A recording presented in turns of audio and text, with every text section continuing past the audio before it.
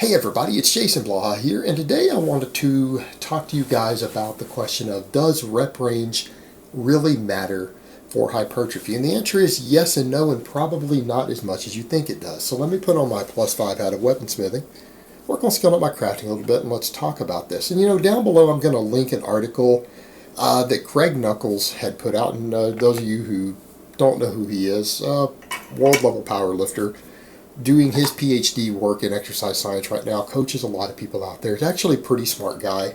I don't necessarily agree with everything that he says. I don't agree with everything that he says in general, but I think most of it is pretty good. It's well supported by the evidence. He's usually well supported by anecdote, a good combination of the two. This is someone with a lot of real-world coaching experience also. And he kind of looked at that because people care. And he broke down and updated this article recently looking at different studies, trying to figure out what does the scientific literature say, because people have come up with this idea, this hypertrophy range, meaning around 8 to 12 reps, is the best range to gain muscle mass. But the fact is, when you start looking closer at the data, it's really not.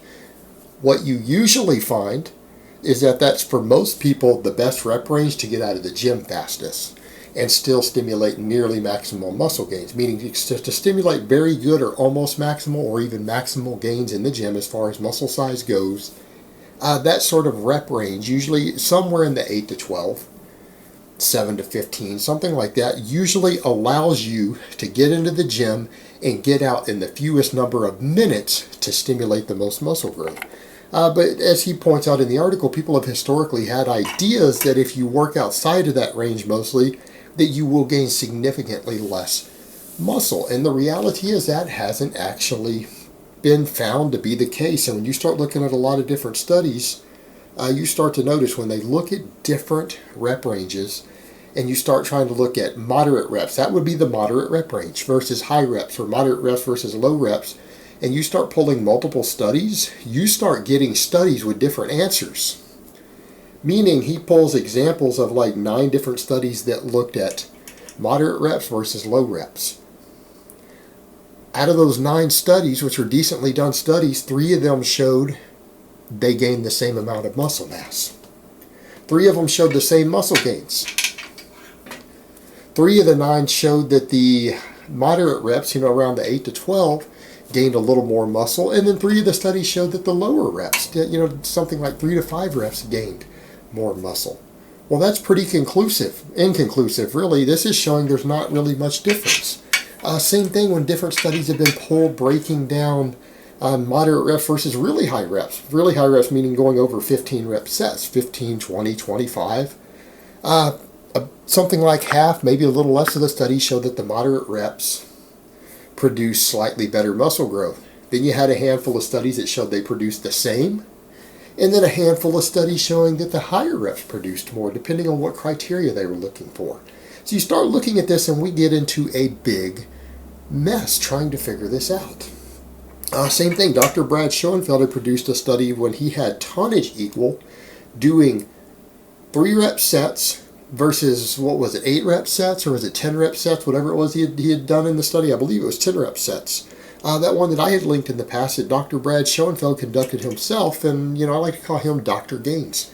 His PhD is in muscle growth. That is his area of expertise. That's what he has done a dozen studies in. He's obsessed with finding the best ways to stimulate the last little drop of muscle growth. That is his entire focus of his doctoral work. That is what he's obsessed with. That's his specialty. Can we make this person gain a half an ounce more muscle than this person over here? Can we find a method to squeeze out that last ounce of muscle over the next 3 or 4 years? And most people aren't concerned with obsessing over it that much, but he is. And he had produced one showing when total weekly volume was equal on a given exercise, that the 3 rep sets produced the same muscle growth as the 10 rep sets. There's kind of what we notice, that volume, and that's what Dr. Brad has concluded, that volume itself, the amount of volume you do, and volume being how many total reps you do with a given amount of weight. Meaning, obviously, if you did 10 reps with 200 pounds, that's twice the volume of doing 10 reps with 100 pounds. And conversely, if you do more reps with the same weight, that's more volume. So when volume is equal, he doesn't see any measurable difference in muscle growth. And this still kind of comes back to the point of what all of this shows, that when people are trying to get in and out of the gym as quickly as possible, that middle rep range, that 7 to 15, 8 to 12, or roughly 10 reps, whatever you want to call it, seems to be the rep range that lets you get in the gym and get out the fastest while stimulating maximum muscle growth. This is efficient use of your time if your primary goal is muscle growth.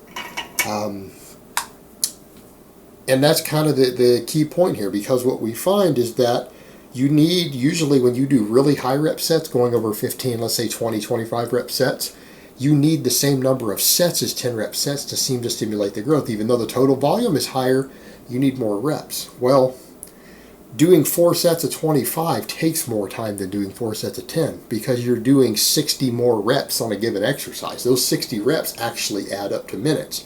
So that takes slightly longer. When you're doing 3 rep sets, if you want to stimulate as much muscle growth as 8 rep or 10 rep sets, what do? You have to do more sets.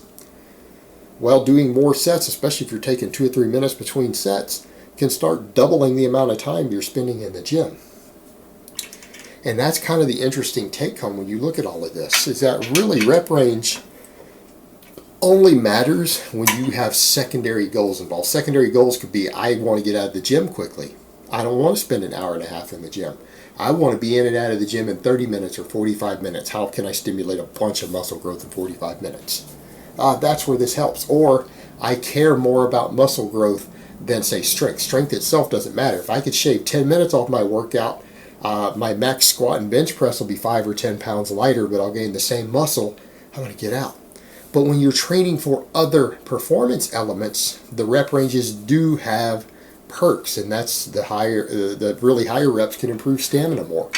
All right, 20 rep squats, 25 rep leg presses carry over to leg endurance better for people who have certain athletic goals and endeavors. Right, they'll improve muscular stamina, like strength stamina. People who need explosive power or maximum strength get slightly more of that out of doing 1 rep, 2 rep, 3 rep sets. So there are benefits to doing those as well. So a lot of it comes down to what is it that you're training for. But now here's the other interesting thing. It's people who get caught up in these ideas that, obviously if you train really low reps, you won't gain nearly as much muscle mass, only because they see some power lifters and strength athletes who are very strong for their size. And I covered that quite a bit again yesterday, explaining why that is. But anyone ever notice something? How many of these guys who you notice out there who have these incredible strength to weight ratios still do 10 rep sets? Richard Hawthorne, also called the Ant, because he's a guy who deadlifts like 4 times his body weight and is relatively small and very, very lean. He does 10 rep sets. How about Max Tuning? You guys see him on YouTube, and a lot of people are like, oh, that guy's really strong for his size, but it's because he lifts really heavy. That's why he hasn't gained that much size. Well, other than the guy's under 10% body fat, probably not on drugs, but he still does 10 rep sets. He still has a relatively small triceps and chest overall, but have you ever seen him do 10 rep sets on the bench press? Come in and do 10 sets of 3 on the bench press? The hypertrophy rep range? Sure you do. He does it. So when you start looking at some of that doesn't make a lot of sense, because this is a guy who does a lot of volume on some of these big exercises too. Maybe there's other factors there, because he is training in the hypertrophy rep range. And a lot of these power lifters and Olympic lifters and people that people are looking at with this, a lot of them still train 8 rep, 10 rep, even 15 rep sets. It's not that uncommon. They still do it. So there's other factors there. But the take home from all of this is the idea is that you don't need to be dogmatic in the rep ranges that you use if your goal is size. And if anything, one of the things that Greg says in here is something that I have preached for years also. If you're not on drugs and you're trying to squeeze out the most muscle mass you can over the course of the years, it would actually be a good idea to train multiple rep ranges, not just the hypertrophy range. Why? Because if your goal is to get as big as possible, you don't step back and say which muscle fiber types have the most potential for growth. You look at it and say certain rep ranges, if taken pretty far and you get really good at them, will have a tendency to fatigue certain muscle fiber types a hair more than others, right? If you're doing a lot of 3 rep and 5 rep sets, some of your upper threshold fibers are more likely to get a little more fatigue. Not a lot, but a little more. If you're doing really high reps, some of your stamina fibers that have potential for growth are going to get a little more fatigue over time. What does that mean over the course of a year or two? You might squeeze out a few percentages more muscle growth. Is it going to be tremendous? Meaning, is someone who uses a periodization method, like a daily undulating periodization or even block periodization, are they going to be dramatically bigger than if they just stuck to 8 to 12? No. But there's the possibility that they will gain maybe an extra ounce or two of muscle over the course of a year. And that's the difference. A couple of ounces of extra muscle by rotating through rep ranges might be doable because there are certain benefits to different specific hypertrophy by doing different rep ranges. It's not going to be a big difference. But if a person is saying, well, I'm going to train hard, I'm going to go into the gym, I want to train as hard and as smart as possible, can I squeeze out a little bit more benefit by training 3 different rep ranges instead of just one? And the answer is yeah, probably. You probably will. And it might only be a few percentages extra gains, but it should be there. And the other thing is, this also helps prevent you from stalling. Because when you do use methods to rotate through rep ranges a bit, you do tend to have less slowdowns and less plateaus in your overall training. Because if you get stronger in the 3 rep sets, and you get stronger in your 10 rep sets, and you get stronger in your 15 rep sets, you're probably continuing to stimulate new muscle growth. Even if it's little tiny amounts, those little tiny amounts add up. And by doing so, it can help prevent stalling, and you do get performance element carryover. Sometimes it does carry over to your different rep ranges by training one and then another, so that as you're breaking through stalls and plateaus, you are still stimulating performance in the other, and there can be a synergy between them. So overall, some variation in rep ranges and at least some focus on multiple rep ranges for people who are trying to get the most benefit possible is probably a good idea. Doesn't mean you have to do it, no, but you'll probably find it to be a useful tool in the long term. Not so much in the short term, but over the course of years, it can be a beneficial tool if your goal is to maximize muscle growth. All right, guys, but that's really all I have to say on that today. I hope it's been informative, and I will talk to you guys next time.